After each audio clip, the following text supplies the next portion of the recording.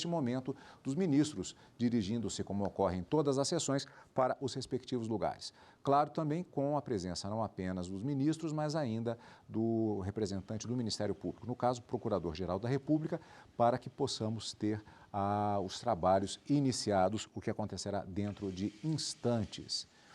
Vale lembrar, como já dissemos, que logo mais no Jornal da Justiça, a segunda edição, nós teremos a cobertura completa das atividades, dos votos apresentados pelos ministros na tarde desta quinta-feira e também no plenárias no final de semana com os principais momentos desta sessão. Claro, na abertura também, a leitura da ata da sessão anterior e, eventualmente, avisos gerais e aí sim o início e o pregão do primeiro processo a ser julgado. E vamos acompanhar tudo ao vivo, direto do plenário.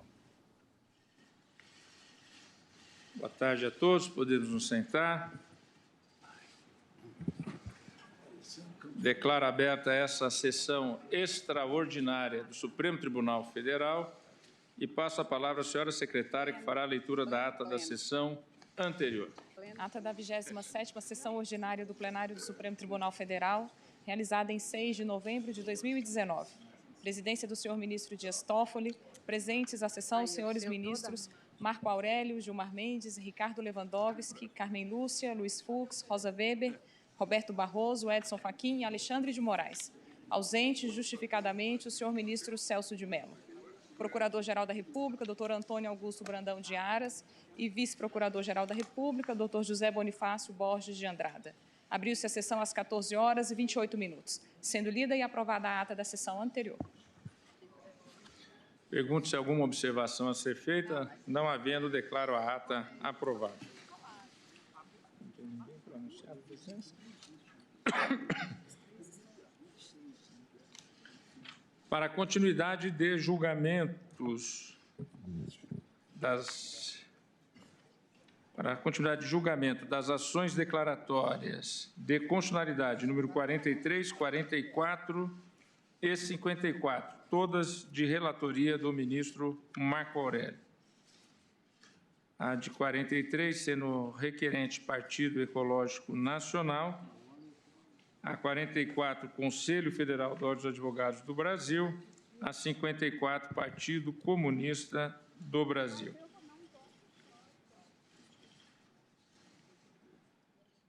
Na sessão anterior, após os votos dos ministros Rosa Weber e Ricardo Lewandowski, que acompanhavam o relator, para julgar procedentes os pedidos formulados nas ações declaratórias de constitucionalidade, e do voto do ministro Luiz Fux, que julgava parcialmente procedentes as ações para dar interpretação conforme a Constituição, ao artigo 283 do Código de Processo Penal, o julgamento foi suspenso. No atual momento, o julgamento encontra-se da seguinte forma. Julgam procedentes os pedidos o ministro relator Marco Aurélio, ministra Rosa Weber, ministro Ricardo Lewandowski. Julgam parcialmente procedentes as ações ministro Alexandre de Moraes, ministro Luiz Roberto Barroso e ministro Luiz Fux. E julga improcedentes as ações o ministro Luiz Edson Fachin. Na sequência regimental, para o seu voto, passo a palavra à ministra Carmen Lúcia. Obrigada, senhor presidente, senhores ministros. Faço uma saudação especial ao ministro Marco Aurélio, relator destas ações, senhor procurador-geral, subprocurador-geral, vice-procurador-geral da República, senhores advogados, um cumprimento especial a todos aqueles que assomaram a tribuna e que tanto contribuíram com todos os argumentos trazidos, senhores presentes nesta sessão. Começo por dizer, senhor presidente, que considero, como aqui já foi reiterado, de inegável importância o tema que está em questão nas ações agora examinadas, não apenas por ele ser um ponto, mas, na minha compreensão, a interpretação e a aplicação que se espraia por todo o sistema penal que prevalece no Brasil, segundo a interpretação e a compreensão oferecida por este Supremo Tribunal Federal quanto às normas especificadas nessas ações. Sobre o tema que é objeto destas ações, senhor presidente, pronunciei-me neste plenário desde 5 de fevereiro de 2009 em 4 processos. Sobrevieram argumentos, dados e lições novas, algumas com a roupagem nova e algumas introduzindo, como vi aqui na ação dos senhores advogados, argumentos muito significativos e importantes. Mantenho-me, contudo, senhor presidente, com o convencimento que expressei naquele primeiro julgamento no habeas corpus 84078, conquanto tenha atentado ao que exposto, com fundamentos, como disse, da maior importância, merecedores de cuidados, mas que não chegaram a alterar a minha compreensão sobre a matéria, com as vênias dos que pensam diferente. A despeito de expressar de pronto a manutenção do meu convencimento, que conduz à conclusão do voto que proferirei, senhor presidente, permito-me, contudo, tecer algumas breves considerações antes de entrar nos fundamentos que gostaria de apresentar, ainda que de forma mais alinhavada, e que trago reiterando aquela compreensão sobre o tema na linha do que votei em outras assentadas, e nas quais foi posta a exame neste Supremo Tribunal a matéria. De 2009, data em que teve lugar o julgamento do habeas corpus 84078, até a data atual, ouvi e aprendi com tribunos e alguns não tribunos, em tribunais e em espaços públicos e privados, exararem vasta argumentação sobre o tema objeto do julgamento que hoje se leva a efeito. Muitas vezes, ouvi que a interpretação, num ou noutro sentido, era óbvia e que o assunto era extremamente fácil. Escutei manifestações que demonstraram, de alguma forma, em alguns momentos, até um pouco apreço aos que pensam em sentido diferente do autor do discurso, quer quanto àqueles que interpretam e que é adotado por alguns ministros desse Supremo, quer no sentido oposto, sempre tendo como objeto a questão referente à execução provisória da pena ou início de execução da pena. Eu não faria observação preliminar, senhor presidente, não fossem 2 elementos que me parecem merecer alguma atenção, especialmente neste momento. Primeiro, democracia pratica-se segundo o valor do respeito a posições contrárias, porque democracia do mesmo ou do pensamento único e intolerante com diferente ser, agir e pensar, há de ser rotulado com outro nome. Em tempo de tanta intolerância com tudo e com todos que não sejam espelhos, causa espécie ainda que, em nome de defesa de ideias, teses e práticas, se adotem discursos e palavras contrárias ao que é da essência do direito e da democracia. O respeito às posições contrárias, o comedimento ao se ouvir a exposição e aplicação de teses diversas daquela que se adota ou que sequer seja adotada, é exatamente o que marca o núcleo da convivência democrática. O contraditório, o ministro Alexandre de Moraes acentuou no primeiro voto, após o voto do ministro relator, e já se contém na prática e na vida, nos exemplos do ministro relator. O contraditório é do direito, porque é da vida. Quem gosta de unanimidade é ditadura. Democracia é plural, sempre. Diferente não é errado apenas por não ser mero reflexo. E o direito vive do contraditório. Se assim não fosse, o que se dizer da dialética que vivifica o direito? Se o direito fosse arte de pensamento único, jamais teria passado da fórmula adotada desde a antiguidade. Imaginasse ou discursasse como se quem pensa diferente não presta, é arvorar-se em dono de ideia, não de interlocutor sobre um pensamento. Não é por acaso que os órgãos judiciais colegiados são compostos em número ímpar. É por ser de sabença geral que, na divergência, haverá de prevalecer e valer o que se contar como consenso formado a partir da maioria, quando unanimidade não se puder formar, mas sempre no sentido de se ter um resultado que privilegie também pensamentos diferentes, ainda que minoritários. Em tempos de maior intolerância, que conduz ao desrespeito de pessoas privadas e públicas, a intolerância se converte em desrespeito, desrespeito torna-se desconfiança quanto às instituições, gera afastamento e abre caminho para vinganças particulares.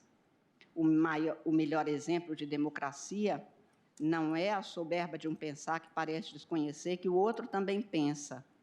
É a generosidade de abrir-se ao pensar do outro, mesmo quando não se convença da ideia expressa. O segundo dado que me leva a essas observações breves iniciais está em que, no encargo de julgar, defendem-se posições em favor do cumprimento do direito, no caso específico do cumprimento da pena apenas após o trânsito em julgado da condenação, certamente se conhecendo que há igual compromisso de todos os magistrados com o direito e com a Constituição. E cito aqui apenas para lembrar, como exemplo, naquele primeiro julgado no habeas corpus 84/78, que magistrados como, por exemplo, o ministro Menezes Direito, modelo de juiz e de cidadão comprometido com o país, baseou seu voto no convencimento sobre o direito, não decidiu por subjetivismo descuidado, foi aquele grande magistrado que inaugurou a divergência, naquele caso, em voto, que não angariou convencimento da maioria, mas que no julgamento daquele habeas corpus, tantas vezes lembrado, apresentou os argumentos que lhe pareceram serem os corretos. Não formar com a maioria não significa ser menor à ideia exposta. A ministra Ellen Grace, que também formou na corrente minoritária naquele julgamento do habeas corpus 84/078, por igual, há de ser considerada exemplo de magistrada séria, estudiosa, dedicada a este Supremo Tribunal Federal e à aplicação séria do direito. Nunca atuou aqui segundo palpites, mas de acordo com a sua compreensão estudada e racional do sistema jurídico. O mesmo se diga do ministro Joaquim Barbosa, que honrou esse tribunal, orgulha o Brasil, que também adotou posição contrária aos que entenderam, naquela ocasião, em que entendem, necessário trânsito em julgado para início de cumprimento da pena. Não eram, senhores ministros, senhores advogados, não eram magistrados menores, antes o contrário. Formei com aqueles eminentes magistrados na corrente minoritária naquele julgamento. E assim fiz, porque convencida de ser a interpretação e os fundamentos que lhe davam suporte a que melhor atendia aos princípios e aos fins constitucionais e legais do sistema jurídico e à busca do direito e pelo direito, da eficiência do ordenamento posto à observância de todos, e interpretação que me pareceu perfeitamente compatível ao que haveria de ser acolhido. Não se há, pois, de insistir ser matéria simplória e que apenas, estou citando entre aspas por uma referência feita, nécios seriam incapazes de compreender os termos literais da norma constitucionalmente posta. Tanto não que sempre foi por maioria que se deram os julgados desta matéria desde 2009 neste Supremo Tribunal, e que, como demonstrado em votos antes proferidos, adotaram a tese que prevaleceu em boa parte do período pós-Constituição de 1988 e que foi adotada no Brasil antes mesmo desta Constituição. Não parece, senhor presidente, exemplo de boa convivência democrática uma comunidade jurídica que teima em não respeitar interpretações jurídicas diversas?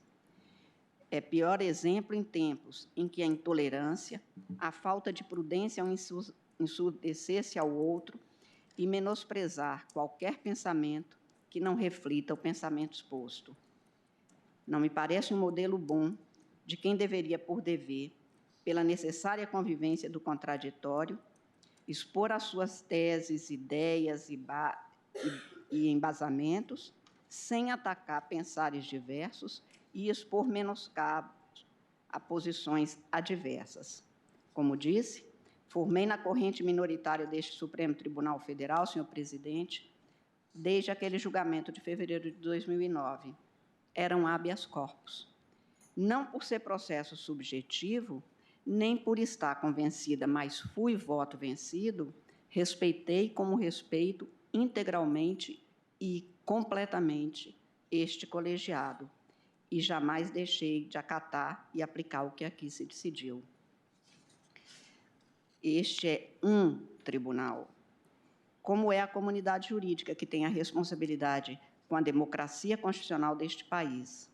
Por isso, o respeito, a prudência, o comedimento e a urbanidade, não a agressão, o deboche ou o desprezo pelo pensar diferente, acho que é o que devem prevalecer na interpretação do direito e na convivência dos profissionais do direito. E exemplo dessa minha observação de respeito ao diferente é o modelo que eu tenho em muitos dos ministros, em todos os ministros, mas que eu vou fazer questão de repetir neste momento na figura do ministro relator dessas ações, o ministro Marco Aurélio, que acentua o valor do colegiado inumerosíssimas vezes e que, desde aqui cheguei, sempre afirmou que defende seus votos, não ofende seus pares. Para mim, este é um modelo que eu quero para sempre seguir. Toda ofensa à diferença nesses tempos de tanta virulência e desavença cheira a descompromisso com a democracia e com a Constituição democrática, que é nosso dever guardar. Tarefa que não é simples. E o que é pior, descompromisso de faz de conta de defesa do que defesa às vezes não é, mas agressão ao princípio do pluralismo. Cansei de ouvir nos últimos tempos que o tema posto nestas ações, como disse, é simples, que a interpretação da norma constitucional é óbvia. Se fosse, não teria os 11 juízes deste tribunal, em composições diferentes, em momentos diversos, despendido tempo de estudo e julgamento, algumas vezes, para se assentar a interpretação que deve prevalecer segundo o que se concluir com fundamentos jurídicos à maioria, para adequada aplicação do sistema de direito, sem ter chegado à unanimidade. Por isso, senhor presidente, senhores ministros, é que eu não quero fazer as breves observações que farei, porque não farei a leitura integral do meu voto, que até hoje se perdeu no acidente de computador. Ao que alertava a eminente ministra Ellen Grace, jurista honrada, generosa amiga, colega séria e exemplar, ao votar naquela sentada de 5 de fevereiro de 2009, no habeas corpus 84/78, quando afirmou, aspas, senhor presidente, desejo iniciar a minha manifestação ressalvando, e o faço com ênfase, o profundo respeito que guardo pelas posições manifestadas neste plenário e que são diversas da que manifestarei a seguir. Manifesto a minha profunda preocupação com os rumos que o julgamento já toma. Creio que o julgamento deste caso transcende em muito o caso concreto. Revela, senhor presidente, antes de mais nada, disse então a ministra Ellen Grace, a falibilidade humana e a falibilidade deste plenário, porque estamos a alterar a jurisprudência velha de 20 anos em regime plenamente democrático, formada por nada menos que todos os luminares que nos antecederam nessas cadeiras. E sobre uma matéria que não é matéria de somenos, uma matéria que diz respeito a direitos fundamentais, tema de liberdade humana. Portanto, estamos concluindo, ao que tudo indica, na sessão de hoje, naquela ocasião, que estiveram equivocados todos aqueles que nos antecederam durante 20 anos. Também percebi, senhor presidente, pelo andamento das discussões, que o tribunal se encaminha para considerar possível o recolhimento à prisão após julgamento de segunda instância, confirmando a decisão originária, a decisão de primeiro grau, portanto, quando já não mais cabe reexame nem de fatos, nem de provas, e que, então, ficaria distrita a prisão preventiva. E finaliza, estou transcrevendo apenas uma passagem, que o eminente, na fala da ministra Ellen Grace, o eminente ministro Menezes Direito foi extremamente cuidadoso ao referir que o réu pode colocar-se em situação de insegurança em face da lei penal. Chego à conclusão de que raríssimas serão as hipóteses em que esta Corte considerar qualquer valia, seja a sentença de primeiro grau, onde extensamente já examinada a prova e fato, ou a sua eventual confirmação pelo segundo grau de jurisdição, que, como todos sabemos, tem ampla liberdade para revisar a produção dessas provas e definir a certeza sobre os fatos. Portanto, essa é a situação, essa é a consequência desse julgamento, fecho aspas, senhor presidente. Anoto, ao lado daquelas observações tecidas há quase 10 anos pela ministra Ellen Grace naquele julgamento, que a jurisprudência deste Supremo Tribunal marchou no sentido de, primeiro, cada vez mais comprometer-se com os direitos fundamentais de todos, incluídos aí o dos presos em prisão provisória e também, no caso específico, aqui estamos a cuidar, desde 2016, com aqueles que deram início ao cumprimento de suas penas pela condenação após segunda instância. E marchou também este Supremo Tribunal Federal no sentido de deixar claro que era necessário, primeiro, que houvesse uma série de garantias constitucionalmente asseguradas e que o Poder Judiciário brasileiro precisa de preservar, como, por exemplo, não permitir excesso de prazo em prisão, mesmo preventiva, em não se considerar legítima a prisão preventiva que fosse considerada não contemporânea às datas dos fatos. Toda essa jurisprudência, de alguma forma, interferiu no entendimento que veio a se firmar na mudança jurisprudencial em 2016. O autor da presente ação sustenta que teria havido ou sido instaurada, em razão da decisão proferida por este Supremo Tribunal Federal no habeas corpus 126.292, por decisão da maioria dos ministros, que haveria a possibilidade de início de cumprimento da pena de forma provisória, pena de prisão, antes do trânsito em julgado da condenação, alterando jurisprudência consolidada neste tribunal. E é este o objeto específico dessas ações. A questão posta em causa, neste sentido, refere-se, portanto, à possibilidade ou não de prisão contra a pessoa que teve sua condenação confirmada em segunda instância dos órgãos judiciais competentes. Não se põe em causa a imprescindibilidade do devido processo legal, da insuperável observância do princípio do contraditório, das garantias da defesa, até porque, se não se observassem esses princípios, se não se tivesse tido o respeito ao devido processo legal, o caso seria de nulidade do processo. O de que se cuida aqui é de estabelecer se há imposição constitucional de ter-se o trânsito em julgado para se iniciar como único momento constitucionalmente legitimado para início de execução da pena. As normas que, conforme o ordenamento jurídico brasileiro, especialmente aqueles constantes da Constituição, são basicamente os incisos 67 do artigo 5º, 71 daquele mesmo dispositivo. E afirmo, senhor presidente, que, na minha compreensão, exaurada desde a primeira vez em que aqui pude votar na matéria, que o inciso 57 do artigo 5º não comporta, na minha compreensão, uma leitura isolada.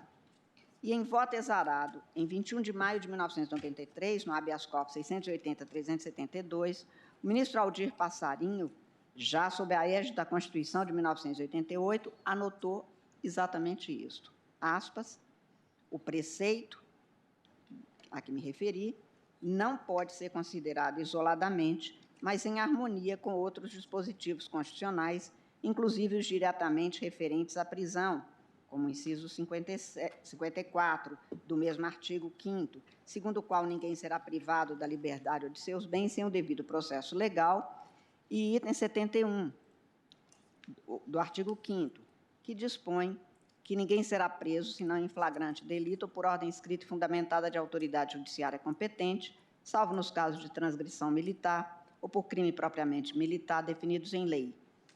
Tais dispositivos, afirmou então o relator Aldir Passarinho, daquele habeas corpus. Já de si revelam que pode haver prisão independentemente de sentença transitada em julgado. No caso, houve processo legal que se completou na fase da tramitação ordinária. Havendo decisão condenatória, em consequência, houve a ordem de prisão, com atenção, portanto, ao disposto nos itens constitucionais transcritos. No mesmo sentido, foram as palavras do ministro Menezes Direito, no julgamento do habeas corpus 84.078. Aspas, não me parece, acentuou desde logo, afirmou então o ministro Direito, que o inciso 67 do artigo 5º ganhe o alcance que se vem pretendendo conferir-lhe. A norma, ninguém será considerado culpado até o trânsito em julgado da sentença penal condenatória, não pode ser equiparada a uma vedação de privação da liberdade antes do julgamento dos recursos extraordinário e especial. Nesses recursos, o que está em discussão é a tese jurídica e não a matéria de fato. O esgotamento do exame da matéria de fato se dá nas instâncias ordinárias. Não é por outra razão que os efeitos desse recurso são limitados, não suspendendo a execução. A se admitir a vedação da execução da pena antes do julgamento dos recursos extraordinário e especial, está se indo atribuindo, por via de interpretação, efeito suspensivo a tais recursos. O princípio da presunção da inocência não está enlaçado pela natureza típica desses recursos, o que quer dizer que o princípio da execução da pena com o encerramento do julgamento nas instâncias ordinárias não o atinge. Anote-se que esse raciocínio levaria ao resultado de subordinar sempre o julgamento penal proferido nas instâncias ordinárias ao julgamento dos recursos excepcionais, tornando-os também ordinários. A simples interposição dos recursos conduziria ao impedimento de cumprir-se a decisão condenatória. Não se diga que isso acarretaria qualquer lesão ao sistema jurídico de proteção do cidadão subordinado a processo penal. Não, porquanto seria possível sempre obter-se a suspensão de execução pelos amplos meios de defesa que o nosso sistema processual confere aos réus. Em entendimento majoritário no Supremo Tribunal Federal, até fevereiro de 2009, quando foi alterado por maioria este julgamento, prevaleceu esta compreensão, que foi retomado, como muitas vezes citado, e não vou repetir, pelo plenário no julgamento do habeas corpus 126.292, relatado pelo ministro Teori Zavascki. Reiterando o meu entendimento antes externado quanto à constitucionalidade da interpretação do sistema, no sentido da possibilidade de início de execução de pena após a fase de exaurimento das instâncias ordinárias comprobatórias da culpa, afirmo que a defesa das teses jurídicas e eventuais equívocos havidos por nulidades comprovadas nos processos dispõe de vias legais específicas, mas apenas não impõe, como regra, a incerteza da punição que a condenação impôs. No caso que agora discutimos, o que se discute é a rigidez constitucional da interpretação e aplicação do entendimento quanto ao início da execução da pena, nos termos do artigo 283 do Código de Processo Penal, na esteira da interpretação oferecida à norma constitucional. A análise, portanto, é feita no sentido da possibilidade jurídica ou não de decretação de prisão, que não é de natureza cautelar, a partir do transcurso, esgotamento ou preclusão dos recursos ordinários com efeito suspensivo, excluídos, portanto, de natureza extraordinária, especial no Superior Tribunal, extraordinário no Supremo Tribunal. E transcrevo aqui uma passagem do que asseverei no habeas corpus 126.292, que me escuso de ler. Nos termos do que antes me manifestei neste Supremo, em cujo resultado fiquei vencida numa primeira hora na honrosa companhia dos ministros Menezes Direito, Joaquim Barbosa e Ellen Grace, foi enfatizado, no caso pelo ministro Joaquim Barbosa, que o Instituto da Presunção da Inocência, eu falo sempre em princípio da não culpabilidade penal, não é absoluto, disse o ministro Joaquim Barbosa, nem incontrastável em nosso ordenamento jurídico, foi com base na sua ponderação com o direito fundamental do cidadão, a efetividade da prestação jurisdicional, que esta Corte sempre entendeu e continua entendendo legítimos os institutos de prisão preventiva e de prisão temporária. Além disso, afirmou Sua Excelência, é de se ressaltar que estes recursos não são dotados de efeito suspensivo, pelo que não se configura violação ao princípio da não culpabilidade a determinação de cumprimento da pena após o julgamento da apelação pelo tribunal competente. E ali ainda se afirmou, naquela ocasião, foi ponto de discussão, que o Supremo reafirma numerosíssimas vezes na sua jurisprudência que não há nenhum direito absoluto, que é preciso que se compadeça a interpretação com a garantia de muitos direitos assegurados, incluídos aí daqueles que estão tendo de se submeter à custódia do Estado, mas também aqueles que sofreram as consequências e que esperam a punição após a condenação, depois de um devido processo legal. Também já se asseverou aqui neste tribunal que ficou reforçada aquela conclusão quando a transcendência foi assumida pelo recurso extraordinário desde 2004, com a Emenda Constitucional 45, que passou a condicionar o conhecimento do recurso extraordinário à repercussão geral das questões constitucionais discutidas no caso, considerada a relevância jurídica, política, social ou econômica nos termos do parágrafo 3º do artigo 102 da Constituição. Estou citando a jurisprudência, alguns julgados neste sentido. O direito fundamental do cidadão à efetividade da prestação jurisdicional baseia-se no direito à segurança e à busca de paz social. Sem isso, a garantia da liberdade de cada um e de todos, os direitos que devem ser devidamente respeitados de todos, investigados, processados, condenados, vítimas, cidadãos, não se aperfeiçoa se não houver liberdade que não esteja em situação de segurança jurídica plena e conhecida. A eficácia do direito penal afirma-se, na minha compreensão, pela definição dos delitos e pela certeza do cumprimento das penas.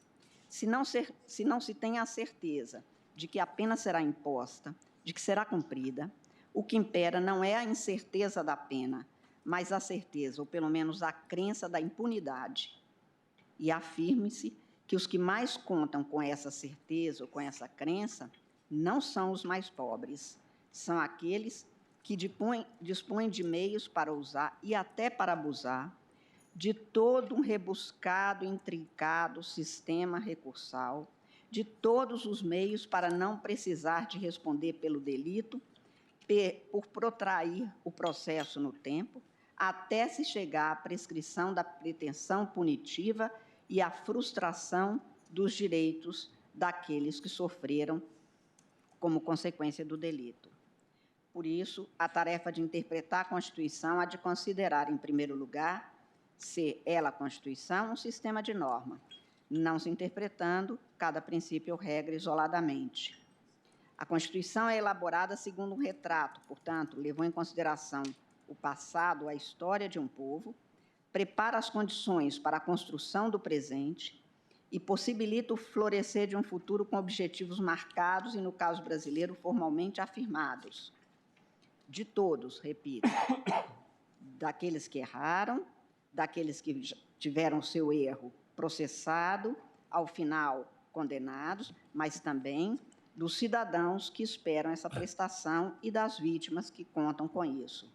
O sistema de direitos fundamentais constitucionalmente abrigado na Constituição considera os direitos dos que erraram e que foram condenados pelos seus erros, mas também dos que foram vítimas e renunciaram à prática bárbara de se vingarem, porque o Estado assumiria a força de sua autoridade para se prestar à justiça, força racionalizada, normatizada, previamente conhecida, quanto aos delitos definidos e quanto às penas para eles fixados.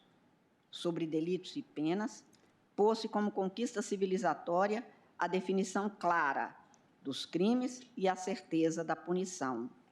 Como eu antes afirmei, e não fui só eu, desde sempre, desde Beccaria, pelo menos. Punição incerta não é incerteza do direito, é certeza ou crença de impunidade, o que fomenta mais crimes, injuria a vítima, enfraquece o sistema de direito. Também não se afirme que a situação das prisões ou o estado de coisas inconstitucional do antissistema penitenciário brasileiro, declarado por este Supremo Tribunal Federal, respalda a interpretação de ser conveniente afastar-se o cumprimento da pena até o trânsito em julgado da sentença penal condenatória. Crimes ou infrações por omissão quanto ao respeito ao direito dos presos não qualifica nem sustenta outro equívoco. O não se cumprir o direito penal eficiente, porque o Estado também não cumpre o seu dever de eficiente prestação de condições para a manutenção de um sistema carcerário desrespeitoso de direitos dos condenados, tudo precisa ser visto e resolvido sem novos equívocos, na minha compreensão, repito, e com absoluto respeito às compreensões em contrário. Afirme-se que não se vai cumprir o direito penal no que se refere à condenação, porque não há como ele ser aplicado. Mas não se afirme apenas que é impossível dar a ele cumprimento. Altere-se o direito, mas, principalmente, alterem-se as estruturas determinadas pela Constituição e pelas leis. No habeas corpus 126.292, julgado pelo plenário em 17 de maio de 2016, o Supremo restabeleceu a interpretação que preponderava em sua jurisprudência desde 2009, nos termos do voto do ministro relator, o saudoso ministro Zavascki, e eu deixo de fazer leitura desta passagem.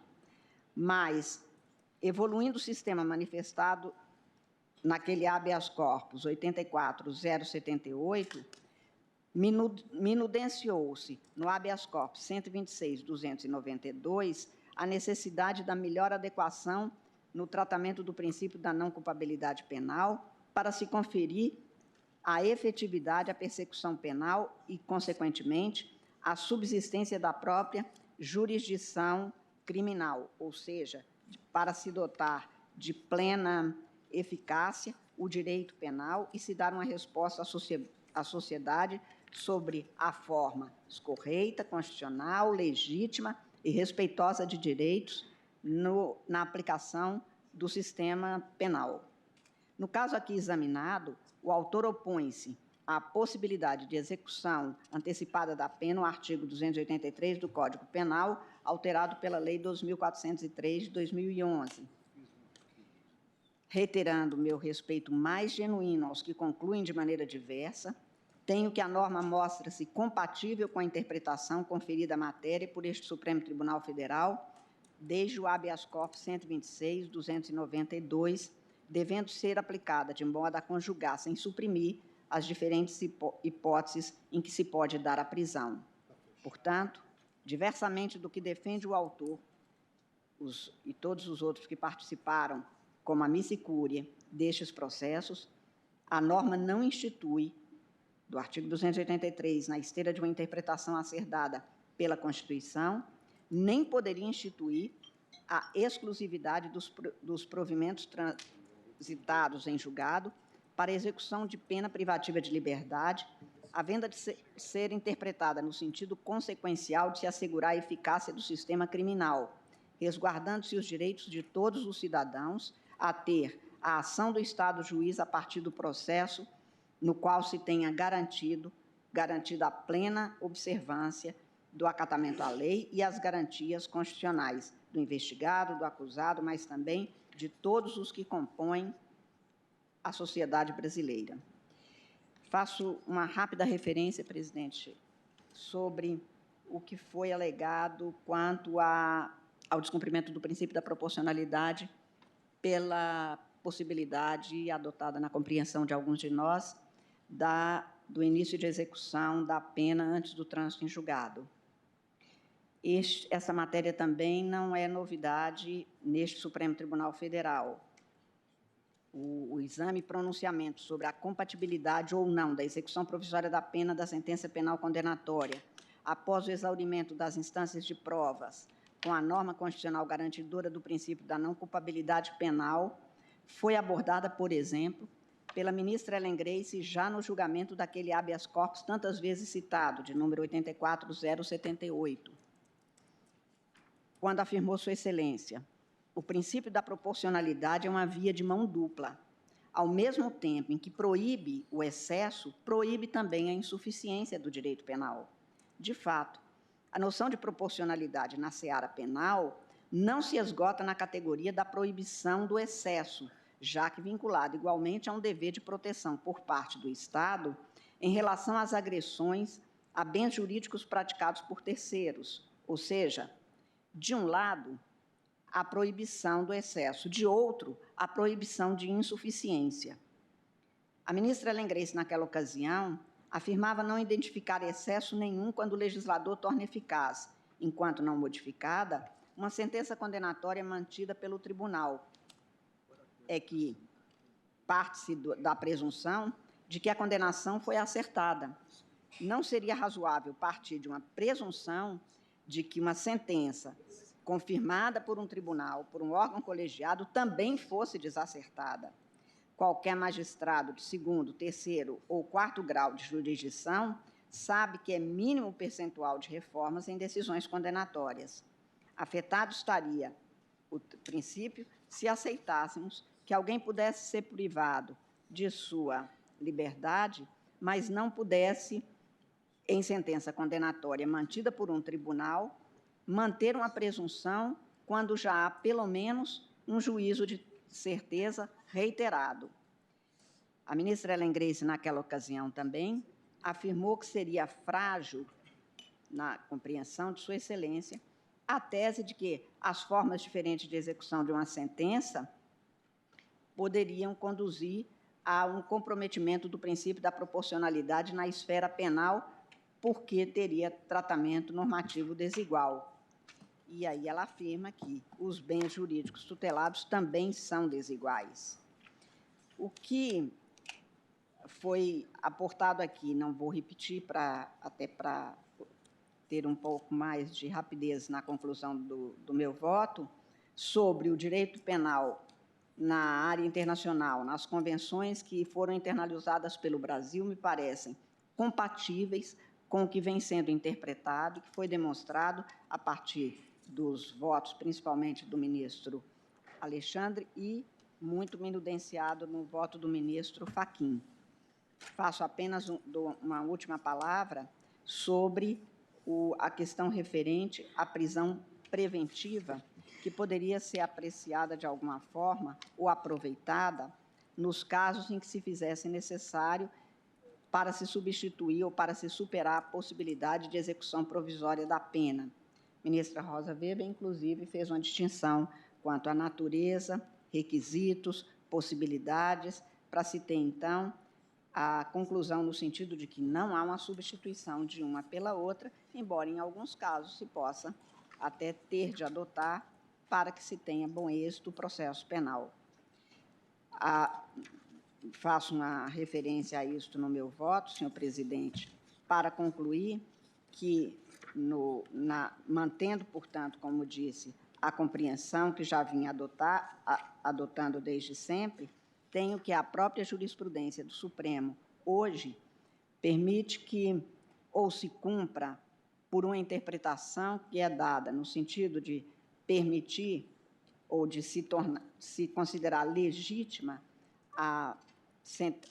o início de execução da sentença penal condenatória após a sua confirmação pelo segundo grau de jurisdição, quando as provas já forem examinadas, mas sempre considerando que a prisão preventiva sustenta-se em bases e em condições, inclusive conformadas por uma jurisprudência do Poder Judiciário brasileiro, que já não, de algum modo, poderia substituir aquela interpretação que estamos a adotar. Termino esse voto, senhor presidente, senhores ministros, fazendo coro ainda uma vez com que a corrente minoritária, em 2009, e que integrei com todo o respeito pelos que formaram a corrente majoritária, com profunda preocupação com o novo quadro interpretativo e a aplicação do direito penal positivado no Brasil. Como disse, não desconheço, e, aliás, no meu caso, não desconheço mesmo, o péssimo estado do sistema carcerário, as precárias condições. Em nenhum estado dessa federação deixei de visitar, quer na condição de responsável no Conselho Nacional de Justiça, quer por outros compromissos cívicos, em pelo menos 2 penitenciárias em todos os estados dessa federação.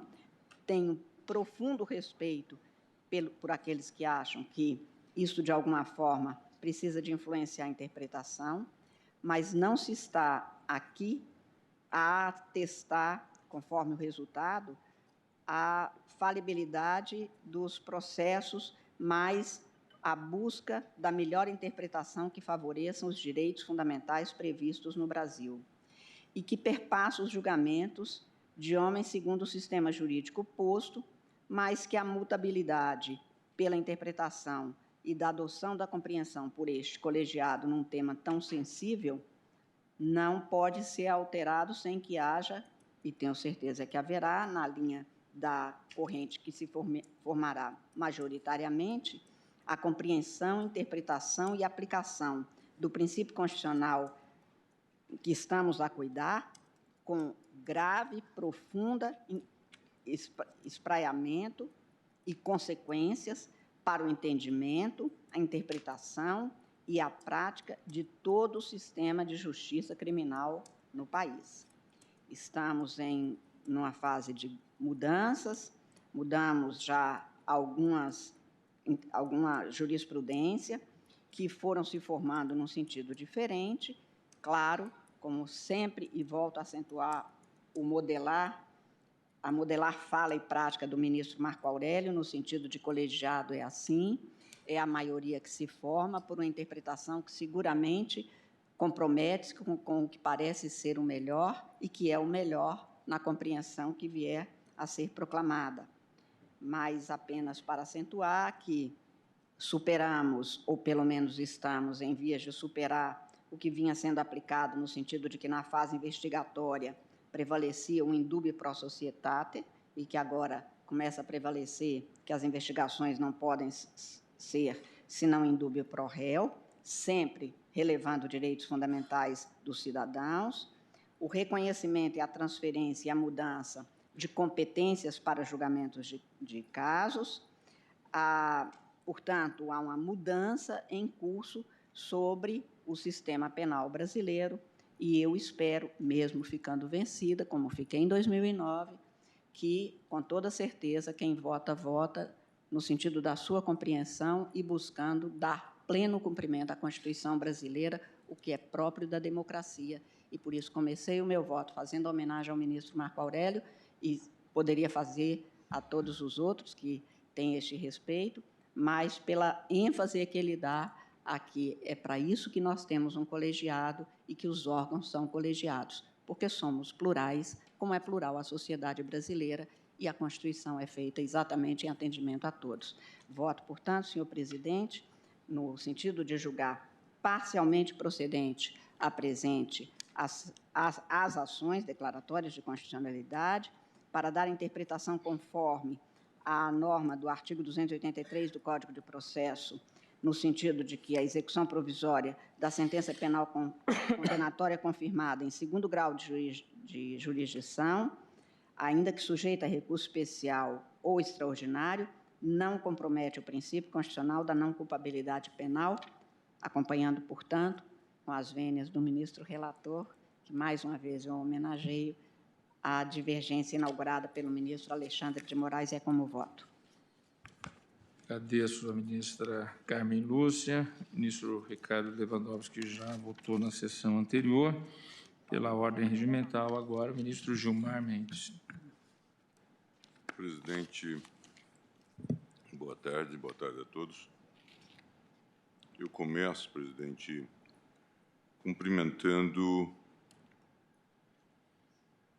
o ministro Marco Aurélio pela iniciativa que teve quando do julgamento das ações declaratórias de Constitucionalidade de refutar a possibilidade de que ali se julgasse o mérito. Creio que, exatamente graças a essa iniciativa de Sua Excelência, e talvez a uma antevisão, é que nos permite, hoje, ter a possibilidade de revisitar um tema que, como se revelou ao longo de todo esse debate, é extremamente importante e, assaz, controvertido. Daí as divisões que se produzem, tendo em vista o caráter de garantia institucional que se manifesta no nosso sistema e nos sistemas de vários países e os seus reflexos na vida prática.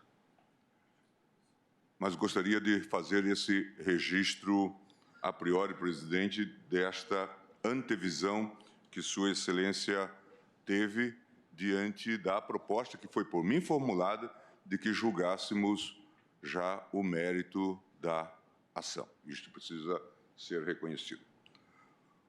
Cumprimento em seguida a ministra Rosa Weber pelo seu brilhantíssimo voto aqui proferido.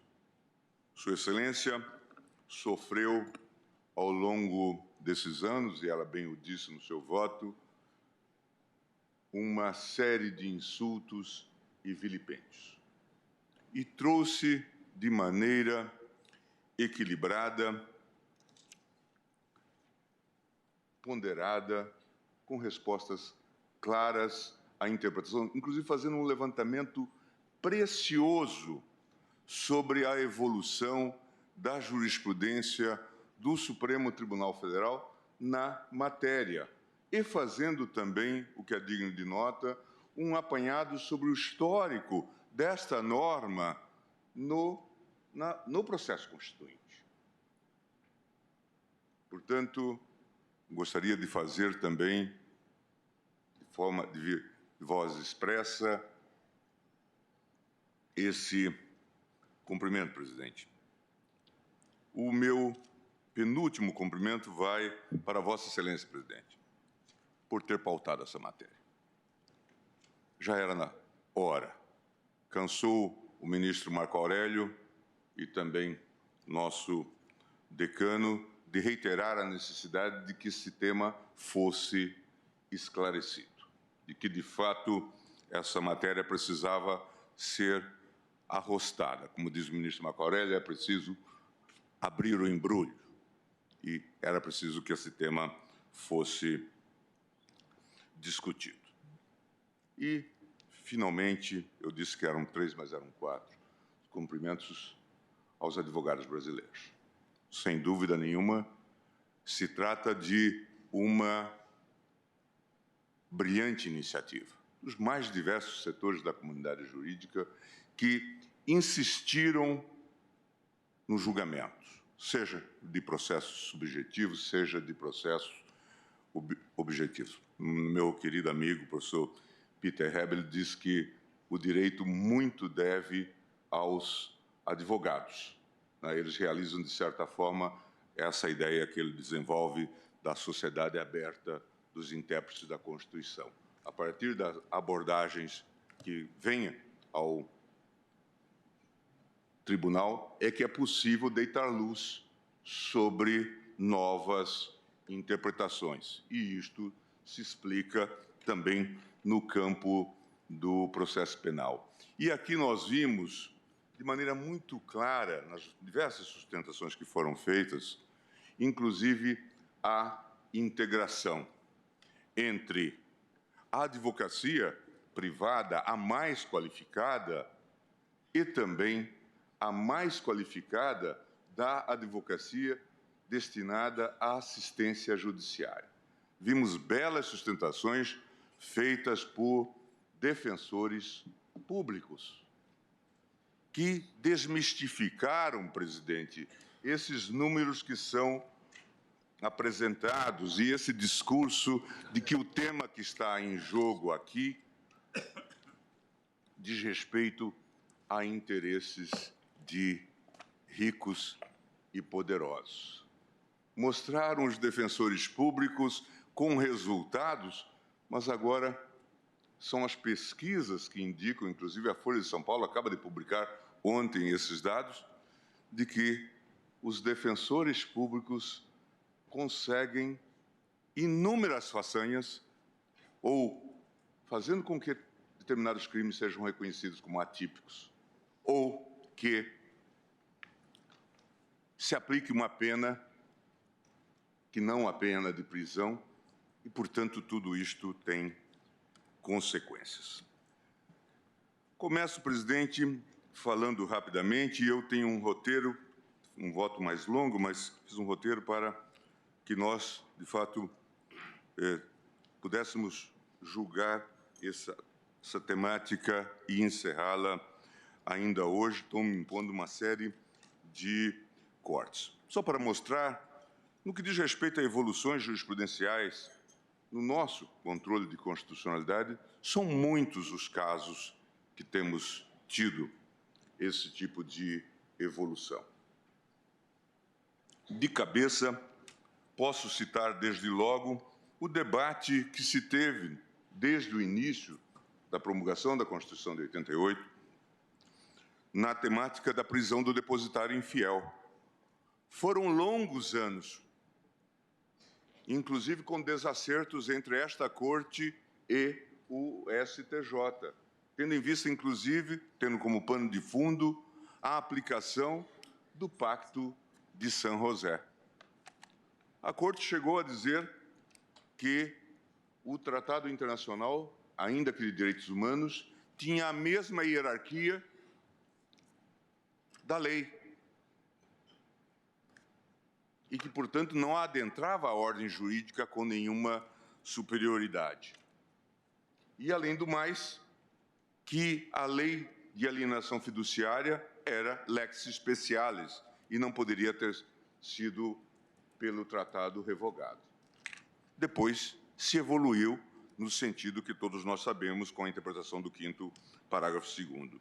Outro debate importante é o conhecido caso relativo à progressão de regime. O artigo 2º da Lei dos Crimes Hediondos consagrou a necessidade de que se cumprisse a pena em regime integralmente fechado.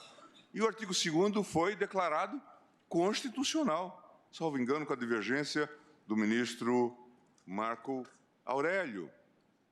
E passados muitos anos, o tribunal procedeu à revisão desse entendimento. No campo do processo penal, é muito interessante ver a evolução que se dá, tendo em vista o velho Código e a velha legislação vis-à-vis a nova Constituição, como mostrou com maestria o voto da ministra Rosa Weber, inicialmente. E a novidade que se introduziu no texto de 88, e Sua Excelência mostrou, inclusive, a origem da emenda, com a cláusula do artigo 57. Ninguém será considerado culpado até o trânsito em julgado da sentença penal condenatória. Claro que o núcleo essencial desse princípio impõe um ônus da prova do crime e sua autoria à acusação. Sob esse aspecto, não há maiores dúvidas de que estamos falando de um direito fundamental processual de âmbito negativo. Para além disso, a garantia impede, de forma geral, o tratamento do réu como culpado até o trânsito em julgado da sentença. Não obstante, a definição do que vem a se tratar o réu como culpado pode depender, em certa medida, da intermediação do legislador. E essa questão suscita, não raras vezes, dúvidas aqui ou alhures. Desde logo, é bom acentuar que a concepção que foi mantida por longos anos e até 2009 correspondia a um Código de Processo Penal de feição fascista. E eu não estou aqui fazendo nenhum juízo de valor. Estou simplesmente a dizer que se tratava de um código de inspiração claramente autoritária. Daí o trabalho dificílimo que a Corte teve que fazer para proceder a essa construção. Dizer que determinadas normas não foram recepcionadas. Sua Excelência, a ministra Rosa Weber, chamou a atenção para o voto do ministro Celso, num dos casos, sobre a sentença de pronúncia ou a decisão de pronúncia e a inclusão do nome no rol dos culpados, em que ali se afirmou claramente que não havia a recepção. Alguma evolução que se fez nesse tempo se deu, inclusive, por fatores históricos que aqui não vamos sobre eles especular, mas de moderação do sistema para atender a determinados condestáveis do regime decaído. A tal Lei Fleury, ministro Celso, que vem em moderação do sistema. Em 1970, a Lei 6.416 alterou a redação do artigo 310 do Código de Processo Penal para restringir a manutenção de prisão em flagrantes às hipóteses em que estivessem presentes os mesmos requisitos autorizativos da decretação da prisão preventiva. Então, essa moderação vem nesse contexto autoritário, mas depois vai se provar uma evolução positiva e uma abertura para tirar a ideia da chamada prisão quase que obrigatória. Nosso conhecido, e por todos os títulos reconhecido, professor Eugênio Pacelli, critica o texto da Constituição a referência à liberdade provisória. O texto do artigo 5º, inciso 66. Ninguém será levado à prisão ou nela mantido quando a lei admitir a liberdade provisória, com ou sem fiança. Nesse sentido, Pacelli disse: não é porque o Constituinte de 88, desavisado e desatualizado com a legislação processual penal de sua época, tenha se referido à liberdade provisória, com e sem fiança, que a nossa história deve permanecer atrelada a este equívoco.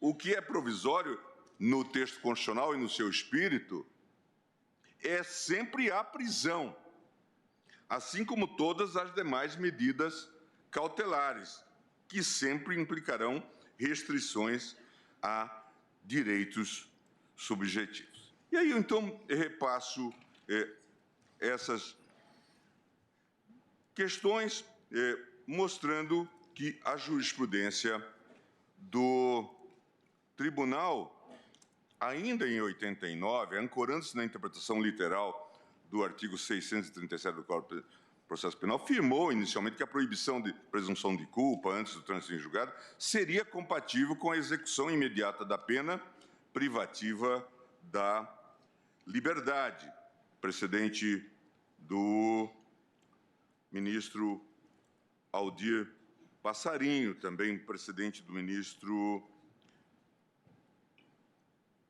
Nery da Silveira. Destaque-se ainda que em 1999 o plenário debruçou-se sobre o juízo de recepção do artigo 594 do Código de Processo Penal, que, com a redação que lhe fora dada pela Lei 5.941, afastava a necessidade de prisão para interposição do recurso de apelação, quando o condenado dispusesse de bons antecedentes e fosse primário. Nesse julgado, veja que é uma evolução paulatina, já sob o regime da Constituição de 1988. Portanto, já estamos falando de 10 anos passados. Nesse julgado, o tribunal fez um juízo duplo de recepção da norma questionada, tanto para afirmar a constitucionalidade do benefício trazido pela Lei Fleury, quanto para corroborar que, como regra, a apelação imprescindia da segregação do réu.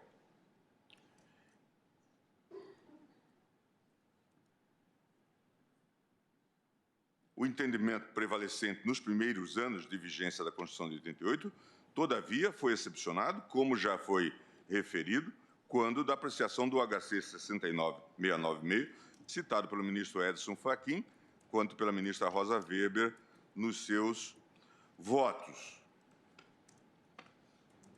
E que vem a discussão sobre o rol dos culpados. Nos últimos anos, especialmente em 2008 e 2011, o Código de Processo Penal sofreu relevantes alterações, com o objetivo de adequar o texto às disposições constitucionais de 1988.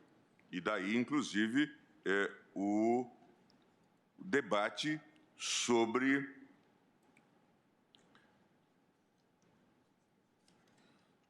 a questão que agora nós estamos a revisitar.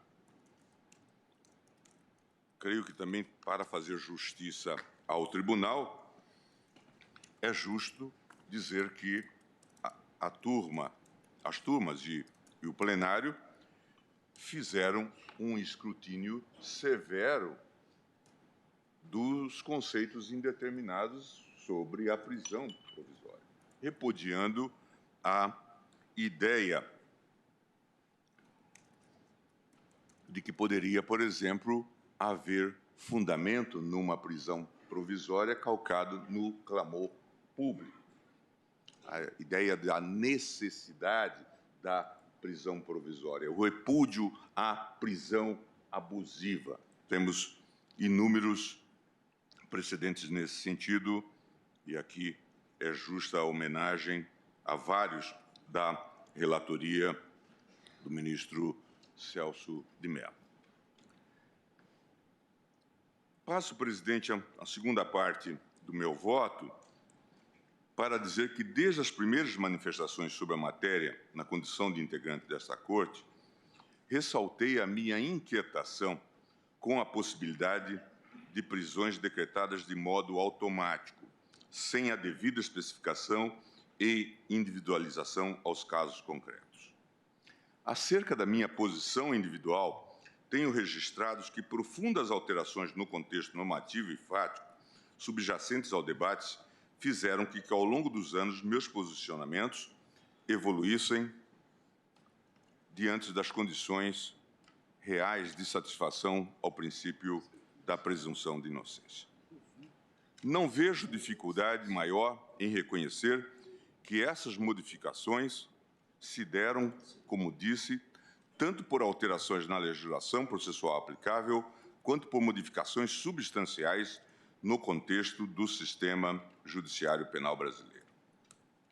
Em 5 de 2 de 2009, no julgamento do HC 84078, o plenário desta Corte assentou a inconstitucionalidade da execução antecipada da pena, diante do disposto no artigo 5º, inciso 57 da Constituição. No voto da minha lavra, no mencionado precedente, registrei que, incompatível com o ordenamento jurídico, seria justamente a execução da pena antes do trânsito em julgado, fora das hipóteses de cabimento da prisão preventiva. Transcrevo nesse sentido, exceto da parte dispositiva do meu voto. A ordem de prisão antes do atingido o trânsito em julgado da sentença condenatória, sem expressa e fundamentada indicação dos requisitos e fundamentos da prisão preventiva, ofende diretamente o princípio da presunção da não culpabilidade de que trata o artigo 5º, inciso 57 da Constituição. Desde esse primeiro paradigma, portanto, fica assentada a importância ou a possibilidade de que houvesse a prisão provisória a partir dessa decisão de primeiro ou segundo grau, desde que presentes os requisitos de prisão preventiva. São os casos clássicos, nós nos lembramos bem, que são hoje enquadráveis naquele fundamento de ordem pública. A possibilidade, por exemplo, de uma iteração ou reiteração delitiva. Então, era uma hipótese que se colocava como plausível para justificar a prisão preventiva a partir da decisão de primeiro ou de segundo grau. Não deixa de ser interessante que o debate que se seguiu em relação à decisão de 2009 levou um dos seus, talvez, principais protagonistas do HC 84078, o ministro César Peluso, na sua presidência, a propor aquilo que se chamou a PEC Peluso. Em que consistia a PEC Peluso? Vossa Excelência fez referência no seu voto, ministra Rosa, que é digno de todos os encômios, inclusive por essa pesquisa. Consistia em afirmar que o trânsito em julgado dar-se-ia a partir da decisão de segundo grau.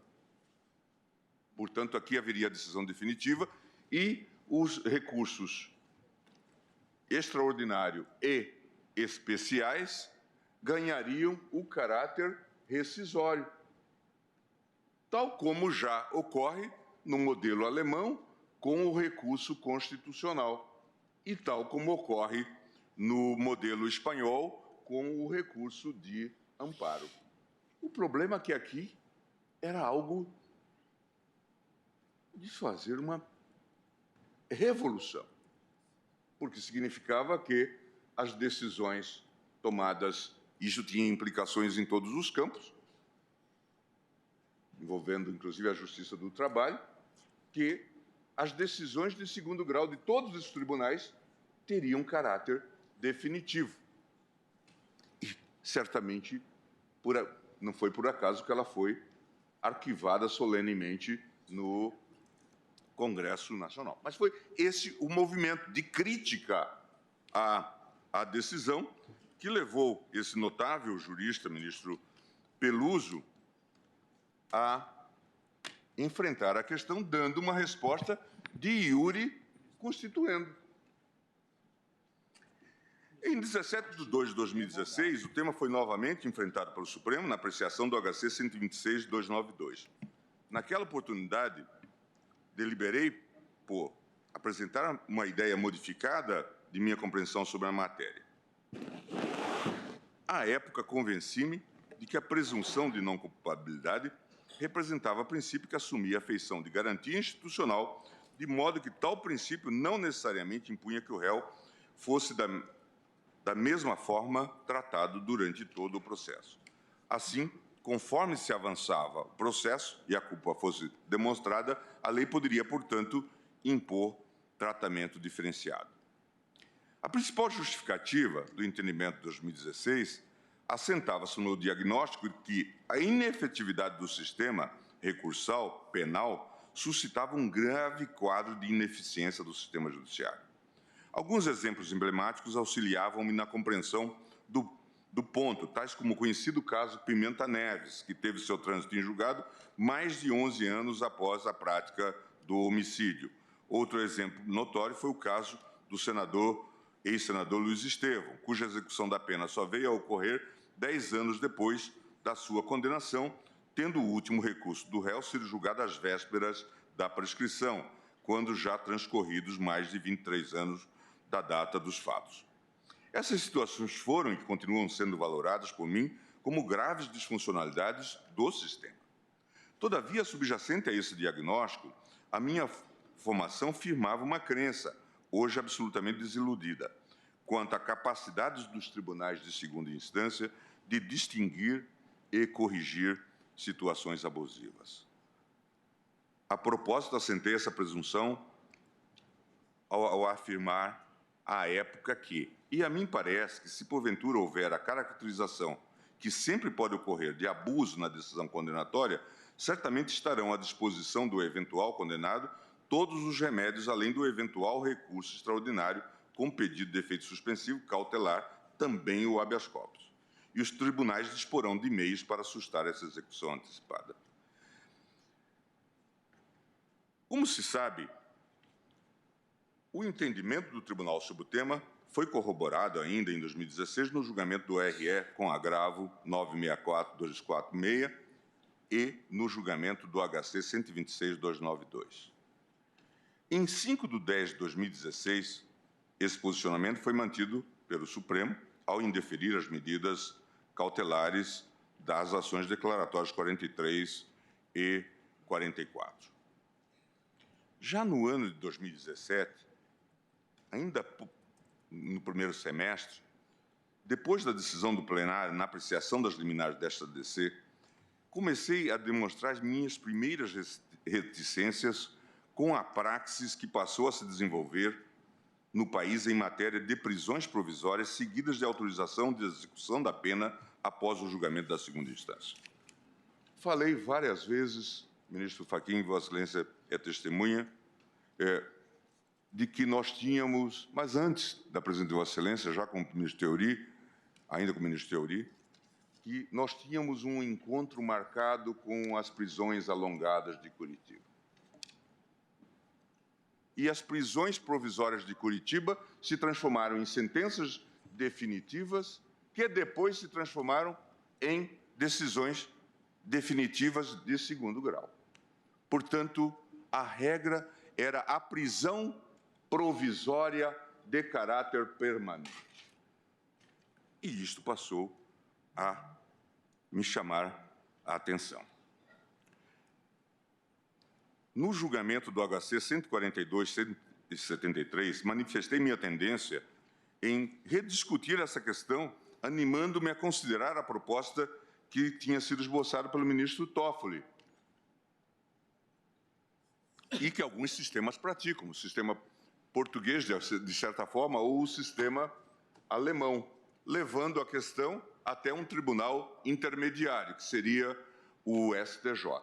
Uma realidade que, nessa nossa descrição, nós não podemos deixar de colocar, tem a ver com a mudança, inclusive, ocorrida com o recurso extraordinário. O recurso extraordinário deixa de ser recurso fluido, natural, mas ele passa agora a ter essa limitação. Daí a importância da abordagem feita, então, pela proposta do ministro Dias Toffoli, uma vez que o recurso extraordinário passa a depender do crivo da repercussão geral. Nesse caso, deparamos-nos com uma situação de prisão provisória de um réu condenado em primeira instância pelos crimes de tráfico e associação para o tráfico. E assim como ocorre com diversos outros processos examinados na segunda turma, verificou-se na hipótese que a decisão que decretara a prisão preventiva fundamentava-se apenas na gravidade em abstrato. Ainda que nesse caso não houvesse condenação em segunda instância, quando da apreciação do HC, em meu voto registrei desde logo minha inquietação com o mau uso que as instâncias ordinárias vinham fazendo da prisão provisória após a decisão do STF de 2016, que autorizara a execução da pena antes do trânsito em julgado. Na ocasião, ao criticar o alongamento desmedido das prisões provisórias, adverti o seguinte: assinalo também minha preocupação com a decretação da prisão preventiva de modo padronizado, sem que o magistrado aponte concretamente a necessidade da medida extrema. Nós admitimos que será permitida a prisão a partir da decisão de segundo grau, mas não dissemos que ela é obrigatória. Em 5 de 8 de 2017, mais uma vez no âmbito da segunda turma, reafirmei minha evolução no entendimento sobre o tema no julgamento do HC 136-720. Naquele caso, destaquei novamente um quadro reiterado de prisões provisórias alongadas, que já estava a subverter em sua inteireza a conformação do princípio da presunção de inocência. Assim, fica claro que minha mudança de posicionamento, já em 2017, ancorava-se em um diagnóstico da verdadeira mudança nas relações fáticas e jurídicas subjacentes ao tema da execução provisória da pena. De forma cristalina, afirmo que o fator fundamental a definir essa minha mudança de orientação foi o próprio desvirtuamento que as instâncias ordinárias passaram a perpetrar em relação à decisão do STF em 2016.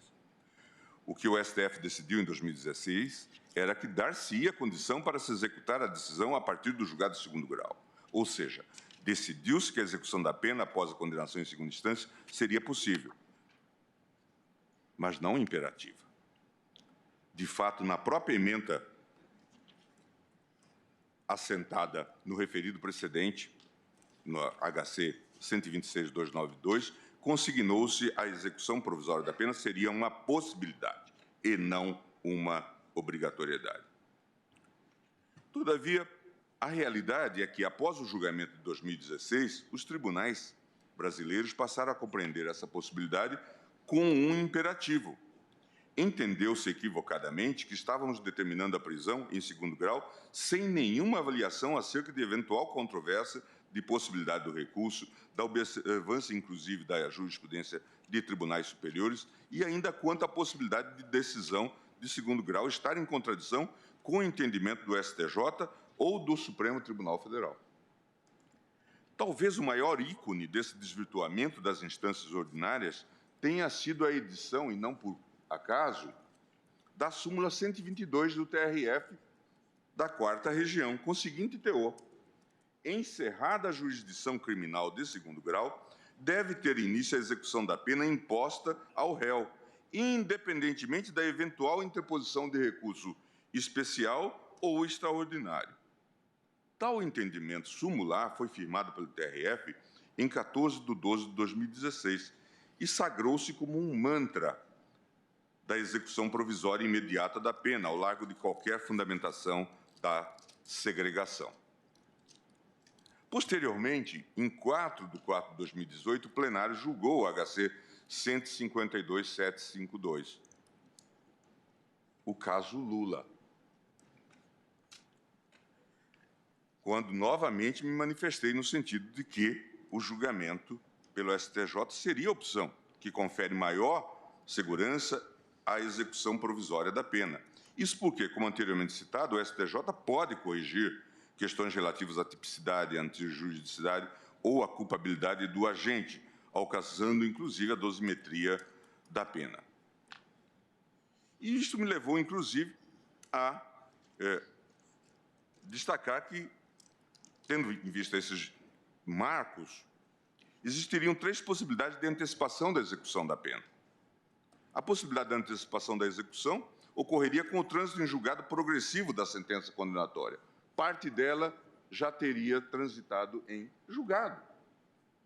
E isto acontece no nosso sistema de maneira muito mais clara do que em outros sistemas, porque muitas vezes, concorrentemente, se utiliza dos recursos especiais e extraordinários e do habeas corpus. Então, pode haver, e os italianos falam do trânsito em julgado progressivo da sentença. A possibilidade de antecipação da execução da pena, na mesma linha do trânsito em julgado progressivo, decorrente agora da precipitação em habeas corpus do exame pelo STJ ou pelo Supremo em questões iguais ou mais abrangentes que aquelas. Em crimes graves, a possibilidade de cabimento da antecipação da execução da pena para a garantia da ordem pública, ou da aplicação da lei penal, como medida de caráter provisório, como se tinha admitido em 2009. Eu repasso, presidente, avançando para mostrar que tanto o Supremo como o STJ têm inúmeras decisões, ou em sede de RESP, de RE, ou em sede de habeas corpus, após as decisões de segunda instância, que Revêem as decisões de segundo grau. A pesquisa da Folha de São Paulo anteriormente referida, diz que em cada 3 decisões, referindo-se ao STJ, de segunda instância questionada no STJ, pelo menos uma é revista. E muitas vezes não se trata de um juízo absolutório, mas de um juízo que muda o regime prisional, por exemplo. O levantamento indicou que no STJ, 63% dos recursos levaram até 1 ano para transitar em julgado, a contar da data em que o caso chegou ao tribunal. Já no STF, 77% dos casos, o tribunal analisou os recursos criminais em menos de 1 ano. Mas, em suma, aqui há uma discussão que temos que travar, que envolve normas de organização e procedimento. Já foi falado da demora que se tem, por exemplo, para dar um despacho de admissibilidade ou não de um RESP ou de um RE. Obviamente que isto é uma questão que não pode justificar a ablação de uma norma constitucional. Ao revés, temos que melhorar o sistema de funcionamento, a distribuição, o atendimento da... Ministro Gilmar, só para registrar que esse momento processual que Vossa Excelência acabou de citar, a admissibilidade do recurso especial do recurso extraordinário, é um momento processual do tribunal local. Sim. Não é atribuição... Mais de 1 ano. Isso no tribunal local. Isso. Não são tribunais superiores. Veja, pesquisa recente de nossos assessores, um livro publicado, assessores da nossa corte, eles mostram em livro recentemente publicado, que foi organizado por assessores desta corte, mostrou-se que nos anos de 2017 e 2018, curiosamente, os anos seguintes, à mudança de entendimento do STF sobre a execução provisória da pena, houve uma verdadeira explosão do número de impetrações de HCs do Supremo. No ano da mudança do entendimento, a Corte recebeu, ao total, 6.491 impetrações. Após firmar a possibilidade de execução provisória da pena, foram impetrados 11.327 habeas corpus. E em 2018 chegou-se a 13.815. Ainda segundo dados dessa pesquisa, somente em 2018, os ministros do STF e os órgãos colegiados concederam 642 ordens de habeas corpus. Os principais fundamentos para ordens concedidas, e aqui para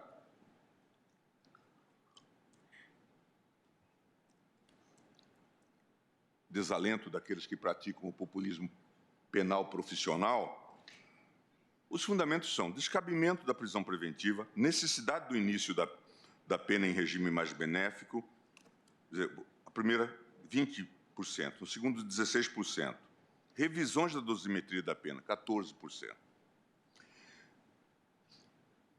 Considerando os dados de 2018, podemos verificar que apenas 4% dos HCs concedidos pelo Supremo no ano passado versavam sobre os chamados crimes de colarinho branco, o que inclui crimes de corrupção, lavagem de dinheiro e organização criminosa. Por outro lado, a esmagadora maioria das nossas concessões se referem a crimes de tráfico e furto. 49% a tráfico e furto, 9%. É o que nós verificamos, ministro Fachin, na turma, de maneira bastante evidente. Portanto, quando se faz o discurso de que esses HCs são concedidos para ricos, são concedidos para ricos e para pobres. Certa feita, num programa de televisão, eu fui perguntado por uma jornalista sobre esse assunto. E eu disse exatamente isso. E ela disse, mas por que eu não sei? Eu disse, porque jornalista gosta de rico, não gosta de pobre. Vocês não cuidam de pobres. A toda hora, ainda ontem, anteontem na turma, Vossa Excelência era relatora, um processo complexo, e nós tivemos a atuação da Defensoria Pública, discutindo temas e teses. Quantos casos são concedidos à questão do tráfico privilegiado, a aplicação do tráfico? Mas isso não aparece na mídia. E isso serve para mentes assanhadas fazer populismo judicial contra o tribunal.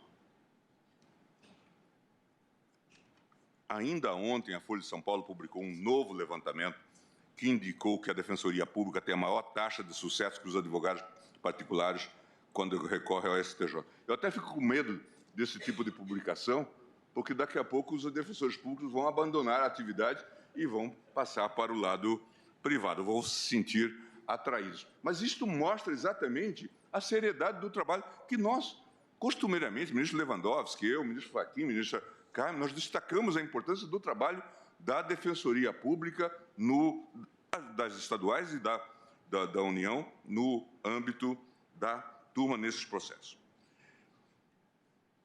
Agora, presidente, eu caminho para o final e vou acelerar, mas eu digo o seguinte: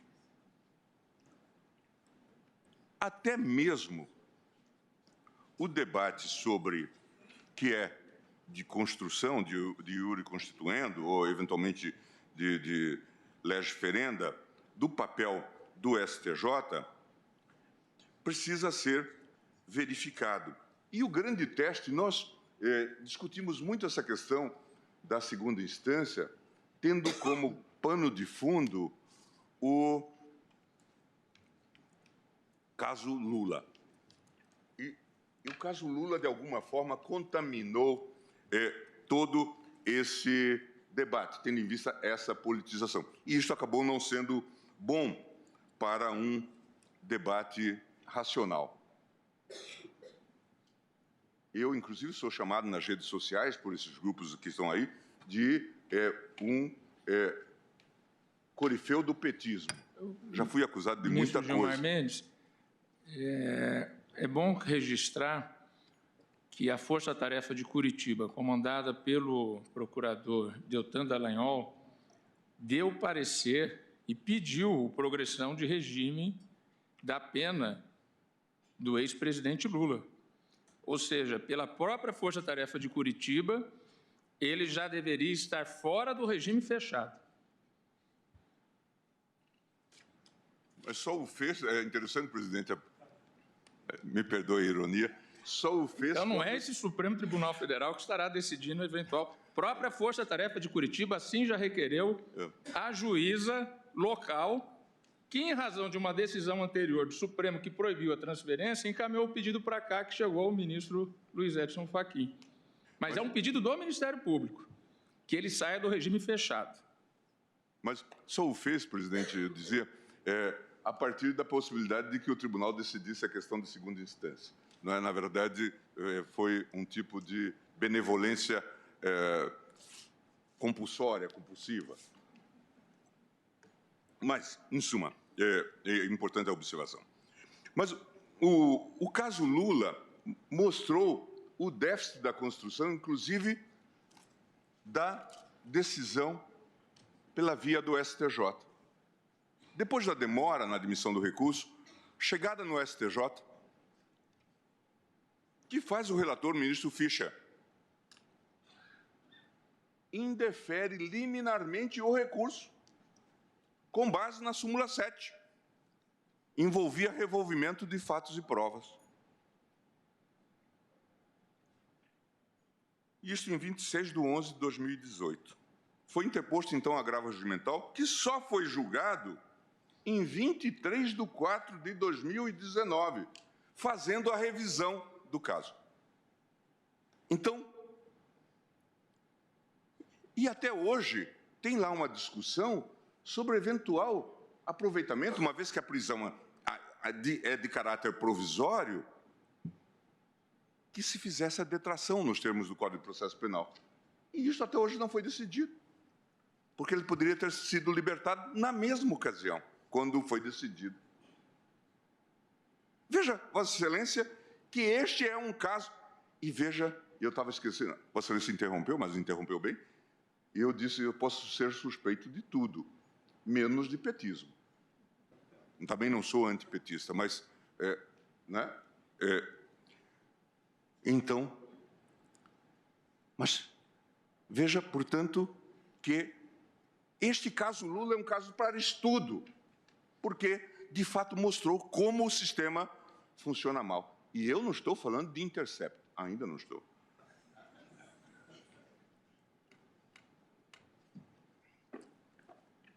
Presidente, tudo leva pela literalidade, presidente. Portanto, pelo tudo que já se falou, a despeito da possibilidade de se discutir de lege ferenda ou de iure constituendo, que se aplique a norma tal como nós assentamos aqui e como está posta na norma penal, no Código de Processo Penal, tal como foi recomendado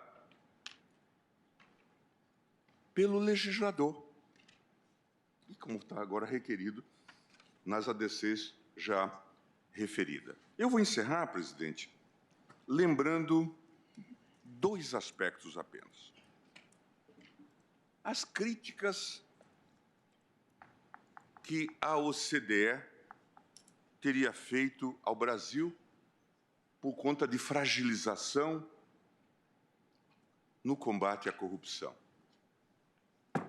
Isso deve ser esclarecido. Uma delas, pela aprovação da Lei de Abuso de Autoridade. É chocante. Todos os países da OCDE tratam severamente o abuso de autoridade.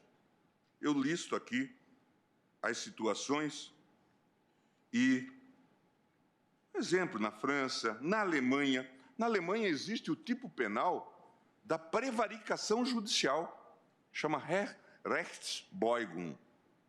Se o juiz mal aplicar deliberadamente uma lei, comete crime.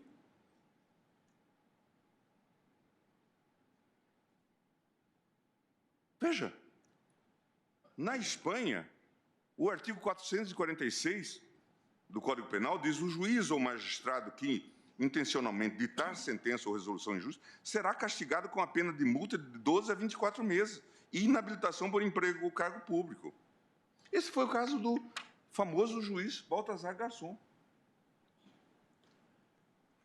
Portanto, e agora a OCDE vem, inclusive, adiciona, a partir da decisão de Vossa Excelência, no caso do COAF, e diz que também há razões para preocupação.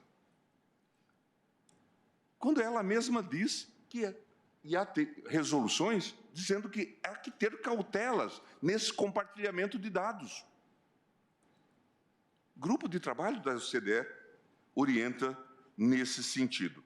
A mim me parece, portanto, que longe estamos de sermos ineficientes no que diz respeito ao combate à corrupção. Mas o combate à corrupção, como o combate a qualquer criminalidade, tem que se fazer dentro de marcos legais, dentro dos marcos do devido processo legal.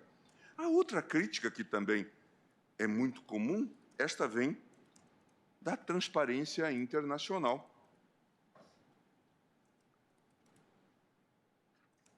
Que também ecoa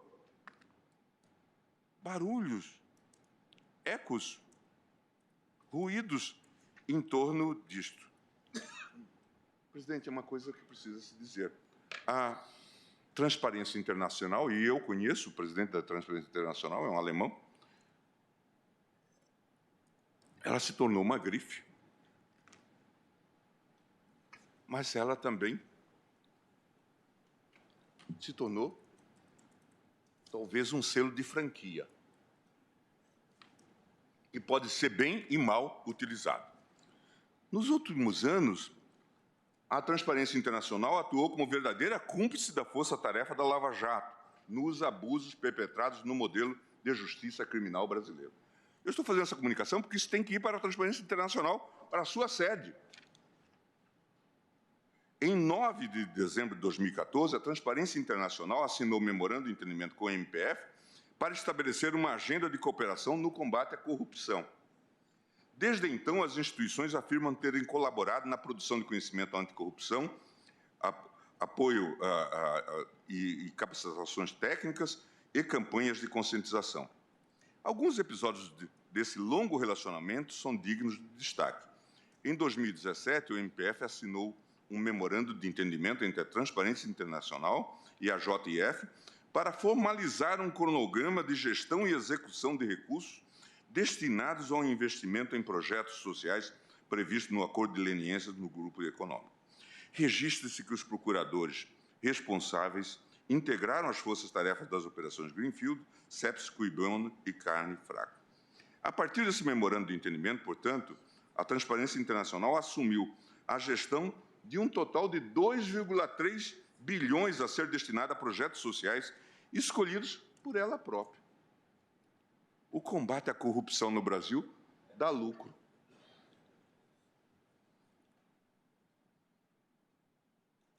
A falta de clareza e controle desse memorando não nos permite saber se, porventura, a Transparência Internacional se remunerava com o memorando. A TI também tinha, Transparência Internacional também tinha papel de protagonista no acordo celebrado entre o Ministério Público Federal e a Petrobras, a famosa Fundação Dallagnol, enterrada a partir da decisão do ministro Alexandre de Moraes. Nesse acordo, o MPF indicou a Transparência Internacional para a composição do chamado Comitê de Curadoria Social, que ajudaria na constituição da fundação do Ministério Público, que iria gerir os recursos. Portanto, presidente, essas questões precisam ser analisadas com muito cuidado. Ministro Gilmar, me permite só para... Desculpe fazer uma pergunta, interrompendo o seu voto ao ministro Alexandre. Quantos milhões dessa fundação iria para um dado advogado em honorários de advocacia? Presidente, na verdade, o acordo realizado, que foi anulado, Por Vossa Excelência. previa metade do valor. O valor total acabou ficando em 1 bilhão 600 milhões. Metade disso iria para a fundação, para essa fundação, na verdade, 2 bilhões e 600 milhões, né? Metade, 1 bilhão e 300 iria para a fundação, e 1 bilhão e 300 milhões iria para os sócios minoritários, que são representados por um advogado. O advogado é o advogado Carvalhosa. Aquele falso professor da Universidade de São Paulo, que foi reprovado em concurso. Receberia 1,4 bilhões. Veja que negociata toda. É preciso dizer para o CDE que eles nos ensinem a fazer combate à corrupção sem corromper os agentes de corrupção. E isso em conta gráfica, sem CNPJ, sem CPF. Mas eu estou dizendo aqui, as revelações do portal Intercept mostram que Bruno Brandão, representante da transparência pública no Brasil, era um verdadeiro parceiro das causas do Ministério Público junto a Deltan Dallagnol. Quando, em agosto de 2017, os integrantes da Força Tarefa da Operação Lava Jato se mobilizaram para expor, isto é, cometer ilícito, informações sigilosas sobre corrupção na Venezuela, após receber uma sugestão do então juiz federal Sérgio Moro, Deltan Dallagnol pediu a Bruno Brandão, da TI, para financiar a estadia no Brasil de uma dupla de procuradores venezuelanos. Era uma verdadeira parceria. Para depois fazer os vazamentos de informações na Venezuela, cometer ilícito, portanto. Nos termos do diálogo de 28 de agosto de 2017, Deltan perguntava: a Transparência Internacional bancaria a hospedagem e alimentação de promotores da Venezuela para passar uma semana conosco de modo confidencial, trabalhando nas investigações da Venezuela? O procurador deixava claro que essa solicitação era feita por debaixo dos panos.